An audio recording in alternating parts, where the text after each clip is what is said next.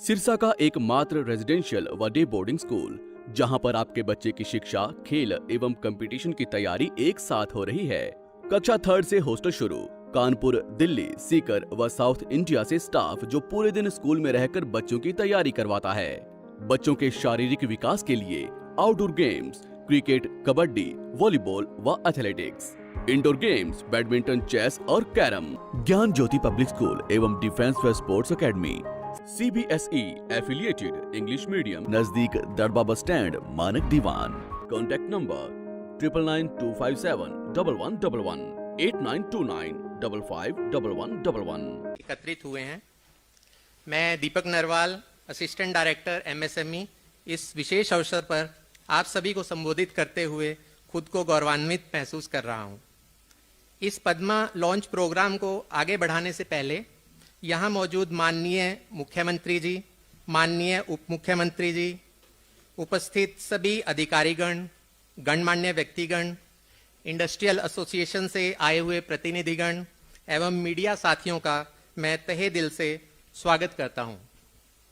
मैं आप सभी का बहुत आभारी हूं जो इतने कम समय के निमंत्रण पर आप सभी यहां उपस्थित हुए। कार्यक्रम को आगे बढ़ाते हुए सर्वप्रथम मैं श्री विजेंद्र कुमार जी, माननीय प्रधान सचिव, उद्योग एवं वाणिज्य विभाग से अनुरोध करूंगा कि बुके एवं शॉल से माननीय मुख्यमंत्री जी श्री मनोहर लाल जी का स्वागत करें।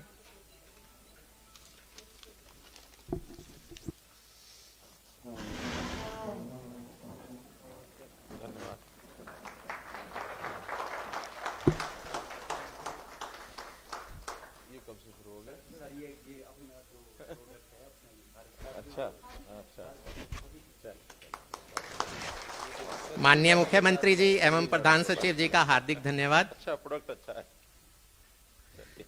अब मैं श्री विकास गुप्ता जी, माननीय MD HSIIDC से अनुरोध करूंगा कि बुके एवं शॉल देकर माननीय उप मुख्यमंत्री जी श्री दुष्यंत चौटाला जी का स्वागत करें।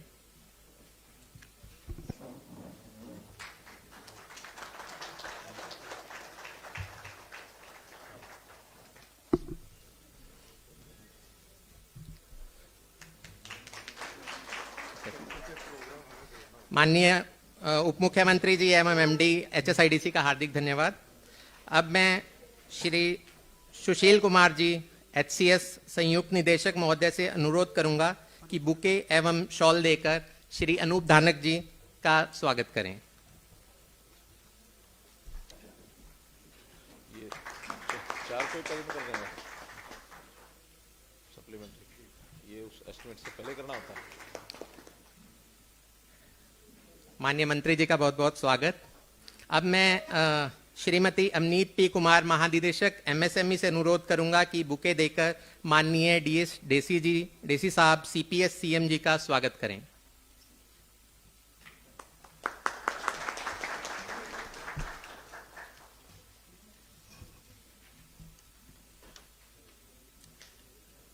अब मैं श्री मनदीप बरार जी, महानिदेशक उद्योग एवं वाणिज्य विभाग से अनुरोध करूंगा कि बुके देकर माननीय चेयरमैन जी श्री रामनिवास गर्ग जी का स्वागत करें।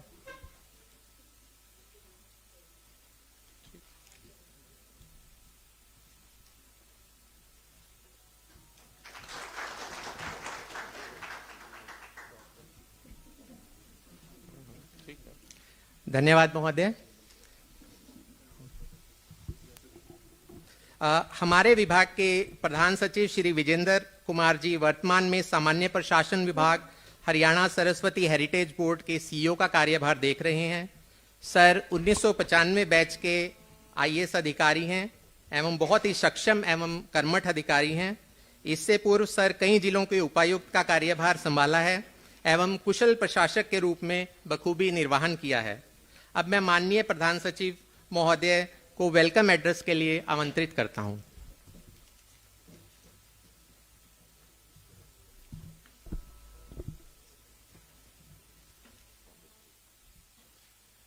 माननीय मुख्यमंत्री जी, माननीय अनूप धानक जी, देशी जी, विजेंद्र कुमार जी, P अमनीत कुमार जी, विकास गुप्ता जी, हमारे डायरेक्टर इंडस्ट्रीज मनदीप जी, आरसी विधान जी, अमित अग्रवाल जी, तमाम यहाँ पर इंडस्ट्री से आए महानुभाव, दोनों हमारे चेयरमैन रामनिवास जी और साथ में प्रेस के साथियों, एक बेंचमार्क है इंडस्ट्रियलाइजेशन को और स्मूथ और बेहतर तरीके से आगे ले जाने का। और आज का दिन ऐतिहासिक दिन भी रहेगा जो एक वस्तु को एक जिले से भी छोटे एरिया के अंदर कैसे प्राथमिकता मिले उस पे काम करे। आज से साल पहले इस पूरे प्रोजेक्ट की भूमिका रखी गई थी। हरियाणा अपने आप में भी एक लीडर था जिसने वन डिस्ट्रिक्ट वन प्रोडक्ट को देश में सबसे पहले अपनाया और प्रधानमंत्री ने पूरे देश के अंदर इंडस्ट्री डिपार्टमेंट द्वारा उसको लागू किया। मगर उसके अंदर बहुत सी ऐसी वस्तुएं थी जिनको प्राथमिकता ब्लॉक वाइज ज़्यादा बेहतर तरीके से मिल सकती थी। और हमने पिछले वर्ष की शुरुआत में इसकी एक सर्वे और स्टडी करवाई 2 चरणों की, और पता चला बहुत सी ऐसी प्रोडक्ट्स हैं जिनको अगर ब्लॉक वाइज उठाया जाए तो बहुत लाभ होगा एमएसएमई को, और उनको कॉमन इंफ्रास्ट्रक्चर रॉ मटेरियल्स के लिए, उनकी प्रोडक्ट डेवलपमेंट के लिए, और बाद में प्रोडक्ट पैकेजिंग से प्रोडक्ट एक्सपोर्ट और सप्लाई के लिए अगर सरकार की मदद से दिया जाए क्लस्टर के तौर पे तो एक बूस्ट मिलता है। और उसके अंदर हमने एग्जाम्पल्स भी देखे, जैसे फुटवेयर पार्क बहादुरगढ़ है, वहाँ पर कॉमन फैसिलिटीज बढ़ी, मगर वो एमएसएमई अब तो काउंट होता है, उस समय एमएसएमई में नहीं काउंट होता था, इंडस्ट्री के तौर पे गिना जाता था। धीरे धीरे उस फुटवेयर क्लस्टर्स में सारी एक ही प्रोडक्ट की कंपनीज आई और उसका लाभ आज मिलता है कि कॉमन फैसिलिटीज के कारण उनकी लैब टेस्टिंग हो, जूते की वेदर टेस्टिंग हो और चीजें हो, वो सारी एक लैब के अंदर कर सकते हैं। इसी तरीके से गुड़गांव के सराउंडिंग अगर ऑटोमोबाइल्स की हम देखें तो ऑटोमोबाइल्स के चाहे शॉकर्स हों, आपके स्टेयरिंग्स हों, ऐसी common facilities indirectly directly informally बनी हुई है, उसका लाभ आज इंडस्ट्री को मिलता है। मगर हमें फोकस करना पड़ेगा उस हिस्से पर जिनको लाभ नहीं मिल पाता, वो थी माइक्रो इंडस्ट्री। आज बहुत से हमारे सेल्फ हेल्प ग्रुप ऐसे हैं जो खाने की वस्तुएं तो बनाते हैं, मगर क्योंकि एफएसएसएआई की ग्रेडेशन लेने में उनको इतना लंबा प्रोसेस फॉलो करना पड़ता है, वो अपने उत्पाद को चला नहीं पाते। वहीं ट्रेडिशनली हमारा जैसे रामनिवास जी का नरवाना है, वहाँ सर्वे के अंदर पता चला 340 छोटी छोटी इंडस्ट्री लगी हुई है जुतियां बनाने की, मगर उस जूती की इंडस्ट्री को फॉर्मलाइजेशन कौन देगा, वो कोई मेथड नहीं बना। तो जब पूरे प्रदेश भर का सर्वे किया तो अलग अलग ऐसी वस्तुएं निकल के आई जिसमें हमें थ्रस्ट देना पड़ेगा। फॉर एग्जाम्पल, जब हम एरो डिफेंस की बात कर रहे थे तो गुड़गांव और फरीदाबाद में ही लगभग 20 से 25 यूनिट ऐसे मिले जो आर्म्ड व्हीकल्स बुलेट प्रूफिंग करने का बड़ा अच्छा काम कर रहे हैं। और आज दिल्ली की सिक्योरिटी की, हमारे अनदर जो बॉर्डर एरियाज है वहाँ पर उसकी बहुत डिमांड है, मगर उसकी सप्लाई इसलिए नहीं हो पाती क्योंकि उसकी प्रॉपर टेस्टिंग हम समय अनुसार नहीं कर सकते। तो हमने पूरे हरियाणा के 140 ब्लॉक्स को अलग अलग प्रोडक्ट्स के अंदर नापने का काम किया। और जैसे अमनीत जी ने बताया, ये एक प्राइमरी सूची हमने बनाई है। अगर हमें कोई ऐसा ब्लॉक लगा जहां एक उत्पाद के साथ दूसरे की भी डिमांड आती है तो एडिशनल उस ब्लॉक पर हम उसकी डेवलपमेंट भी शुरू करेंगे एक और नए इंडस्ट्रियल एरिया के तौर पर। और हमारा टारगेट है कि एक फॉर्मलाइज स्पेस के अंदर जहां पर आप लोगों के ऊपर पोल्यूशन का बर्डन ना हो, आप लोगों के ऊपर और पाबंदियां ना हो, सीएलयू जैसी सब सेंट्रलाइज सर्विस गवर्नमेंट की तरफ से दिए जाए। और पीछे जब हमने सिडबी के साथ बैठक करी और उस बैठक के अंदर भी निष्कर्ष निकला भी सिडबी भी हमें सपोर्ट करेगी फाइनेंशियली और स्टेट भी उसमें सपोर्ट करेगी इन इंडस्ट्रियल एरियाज को डेवलप कराने के लिए, जिसमें जो हमारे हरियाणा की Haryana enterprise and employment policy के ब्लॉक्स हैं, उस ब्लॉक्स के अंदर भी ए ब्लॉक में 50% गवर्नमेंट बेयर करेगी इंफ्रास्ट्रक्चर कॉस्ट का, बी ब्लॉक में 60%, सी ब्लॉक में 75%, और कोई डी ब्लॉक में ऐसा इंडस्ट्रियल यूनिट पद्मा के अंदर लगाना चाहता है तो उसके अंदर 85% तक इंफ्रास्ट्रक्चर कॉस्ट हम सिडबी की मदद से उसको आगे ले जाने का काम करें। और एक वो बूस्टिंग सपोर्ट होगा इंडस्ट्री के लिए, जहां सेंट्रलाइजेशन और फॉर्मलाइजेशन ऑफ छोटे यूनिट्स होने का काम होगा। देश में पहली बार इतने बड़े लेवल पर माइक्रो और स्मॉल इंडस्ट्री को, मीडियम इंडस्ट्री तो आज भी अपने तौर पर वो टर्नओवर के तौर पे, इन्वेस्टमेंट के तौर पे सुखद है, मगर माइक्रो और स्मॉल के लिए इतने लार्ज स्केल पर आज तक कोई प्रोग्राम नहीं चला जिसमें पूरे प्रदेश के प्रत्येक ब्लॉक को हमने टारगेट किया हुआ है। मैं तो ये मानता हूं कि जो हमारा टारगेट है एम्प्लॉयमेंट का, और एम्प्लॉयमेंट किसकी, हमारे वहीं गांव के औरतों की, वहीं गांव के अंदर शिक्षित युवाओं की, और घर से दूर नहीं। आज भी अगर हम फरीदाबाद में, गुड़गांव में देखते हैं, तो अगर हरियाणा का बच्चा वहां जाता है नौकरी लेने के लिए तो उसके बाद सबसे बड़ी प्रॉब्लम दूसरे डिस्ट्रिक्टों से आने के बाद रहती है कि वो रहने का खर्चा बहुत है, ट्रांसपोर्टेशन इज नॉट इजी, घर की मजबूरी होती है, 2 दिन जाता है नौकरी से निकाल दिया जाता है। मगर अगर घर के पास ऐसा टेक्निकल सपोर्ट होगा तो ऑटोमेटिकली है वो रोजगार के संसाधन उस एरिया में भी बढ़ेंगे और लोकल एम्प्लॉयमेंट को भी एक बूस्ट मिलेगी। मैं तो अंत में एक ही चीज कहूंगा कि हमारा टारगेट यही है। आज तो ये स्कीम लॉन्चिंग है, इसकी जितनी हमारी और फर्दर एक्शंस हैं, जो जो हमने इसमें रूल्स निकालने हैं, हम ये लक्ष्य ले रहे हैं कि इस फाइनेंशियल ईयर के अंत तक उसको भी पूरी तौर पर पब्लिक कर कर, और 1 अप्रैल जो हमारा नया फाइनेंशियल ईयर होगा उसके अंदर, जैसे विजेंद्र जी ने कहा कि भिवानी में हमने एक टारगेट किया है।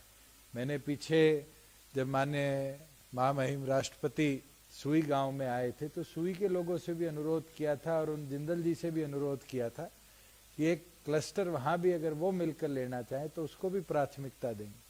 बहुत सी ऐसी ग्राम पंचायतें हमारे पास आई है जहां पर नॉन एग्रीकल्चर जो पंचायती लैंड पड़ी है, जो आज के दिन यूटिलाइज नहीं हो पाती, उसको हम इंडस्ट्री में कैसे ले पाए। इसके अंदर जो बेसिक फैसिलिटीज है, जैसे आपका ईटीपी लगना है या ZLD लगना है, कई ऐसी प्रोडक्ट्स है जो पानीपत के सराउंडिंग में NCR की वजह से आज प्रतिबंधित हो जाती है। अगर उसकी फॉर्मलाइजेशन के लिए थोड़ी दूर अगर हमें कोई जोन बनाना पड़ेगा तो उस ब्लॉक के अंदर उस प्रोडक्ट को हम टेकअप करेंगे, जिससे एक थ्रस्ट मिलेगा हमारे प्रदेश की इंडस्ट्री को भी। और बिल्कुल जैसे देश का टारगेट है कि एक्सपोर्ट्स को हमने बढ़ावा देना है, बहुत सी ऐसी वस्तुएं हैं, चाहे वो हमारे खादी के रिलेटेड हो, चाहे हमारे एग्रीकल्चर विभाग के रिलेटेड हो। आज डेयरी डेवलपमेंट का बहुत बड़ा कार्य चल रहा है, फिशरीज का बहुत बड़ा टारगेट चल रहा है। अगर फिशरीज के अंदर भी सेंट्रलाइज हमारे पास जो कोल्ड चेन प्रोसेसिंग का सिस्टम बन जाए तो मुझे नहीं लगता गांव के लोग एक सेंट्रलाइज पोजीशन से उसको बेचना नहीं चाहेंगे, क्योंकि एक तरह की बड़ी फिशरी मार्केट आप एक सेंट्रलाइज स्पेस पे डेवलप कर सकते हो। तो एक नई दिशा माइक्रो और स्मॉल स्केल इंडस्ट्री को ये हमारी पद्मा स्कीम देगी। मैं तो दोबारा पूरे विभाग का, इंडस्ट्री विभाग का, और विकास जी ने क्योंकि भूमिका रखी थी, अभी भी इंडस्ट्री में ही है, ये छोड़ के नहीं गए, इनका आभार प्रकट करता हूँ कि इनकी मेहनत ने बड़े कम समय में इस एक ड्रीम को पूरा करने का काम किया है। और उम्मीद करता हूँ कि जैसे ही माननीय मुख्यमंत्री आज इसको लॉन्च करेंगे, जितने हमारे MSME के साथी हैं, ये तमाम साथी भी यहाँ से संकल्प लेके जाएंगे कि इस स्कीम के अंदर उनकी भागीदारी, जैसे उन्होंने हरियाणा की उन्नति प्रगति में अपनी भागीदारी पिछले वर्षों में दी है, इस स्कीम के साथ अपने उद्योग को भी बढ़ाएंगे और नए क्लस्टर्स में अपनी इस्टेब्लिशमेंट्स को एक्सपैंड कर कर, कोई माइक्रो है तो वो स्मॉल पे आने का प्रयास करेगा, कोई स्मॉल है तो मीडियम करने का प्रयास करेगा, और कोई मीडियम में लाभ लेता है तो उम्मीद करता हूँ विकास जी के 300 से फिर अगली मीटिंग में हम 310, 320 बड़ी इंडस्ट्रियों तक भी पहुंचने का काम करेंगे। आप सब आए, पूर्ण आपका बहुत बहुत धन्यवाद।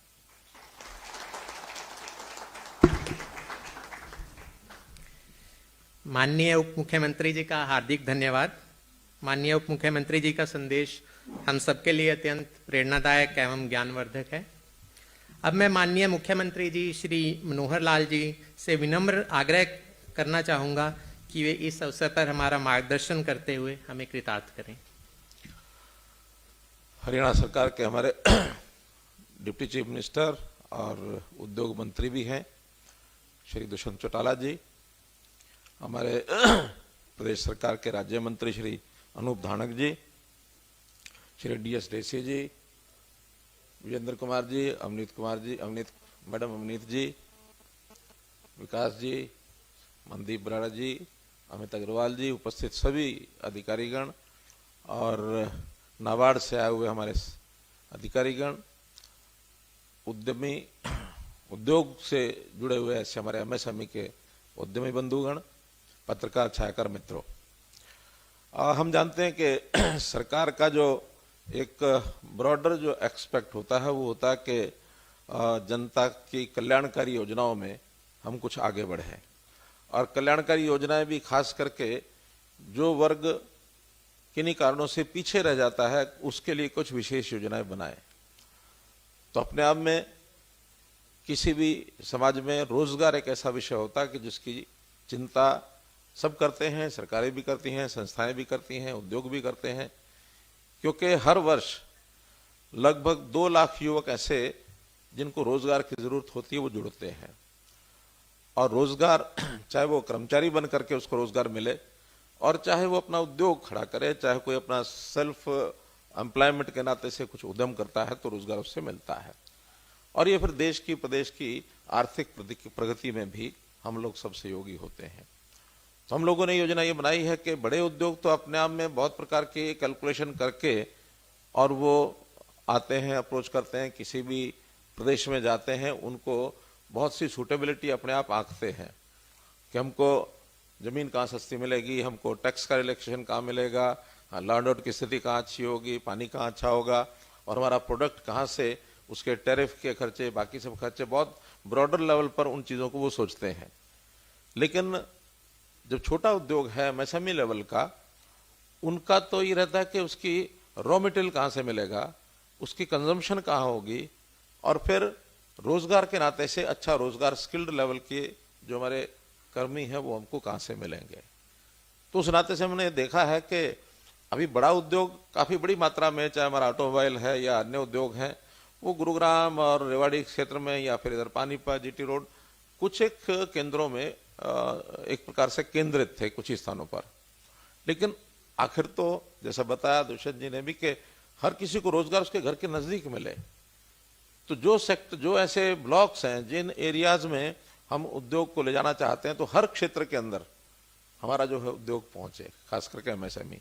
पहले डिस्ट्रिक्ट लेवल की कंसल्टेशन की थी, अभी जैसा बताया प्रधानमंत्री जी के आह्वान पर सब प्रदेशों में 1 डिस्ट्रिक्ट 1 प्रोडक्ट इस थ्योरी के ऊपर बढ़ रहे हैं।